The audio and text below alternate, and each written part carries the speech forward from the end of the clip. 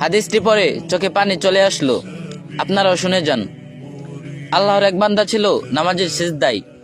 আল্লাহ ডাক দিয়ে বলে, বান্দা, তুই যত ইচ্ছা নামাজ পড়, তুই যতই সিজদা কর, তোর ঠিকানা জাহান্নাম। কথাটা শুনে বান্দাটি বলতে লাগলো, আলহামদুলিল্লাহ। আল্লাহ বলেন, এ বান্দা, জাহান্নামের কথা শুনে কেউ আলহামদুলিল্লাহ কয়? বান্দা বলল, আল্লাহ, জাহান্নামের মালিকও তুমি, জান্নাতের মালিকও তুমি। তুমি আল্লাহ যদি খুশি হয়ে আমাকে জাহান্নাম দাও, আমার আপত্তি ও অভিযোগ করার কোনো অধিকার নেই। আল্লাহ বলছেন, বান্দা, তুই জাহান্নামে গেলে পুড়ে যাবি, তোর কষ্ট হবে। বান্দা বলে, কষ্ট শুধু আমার হবে না, আপনারও হবে। আল্লাহ বললেন, তুই পড়বি জাহান্নামে, আমার কষ্ট হবে কেমনে?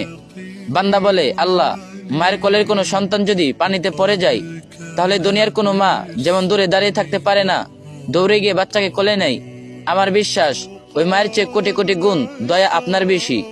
আমাকে জাহান্নামে দিলে আপনি আল্লাহ কষ্ট পাবেন। আল্লাহ বলেন, বান্দা, তুমি এই দলিল কই পাইলা? বান্দা বলে, আল্লাহ, আমাদের জাতিপিতা ইব্রাহিম আলাইহিসসালাম তোমার প্রেম বুকে নিয়ে যখন নমরুদের চুলায় পড়ে গেলেন, তখন তার আগেই আপনি বলে উঠলেন, ইয়া নারু কুনি বারদাউ আলা সালামান আলা ইব্রাহিম, অর্থাৎ, হে আগুন, তুমি ইব্রাহিমের জন্য শীতল ও নিরাপদ হয়ে যাও।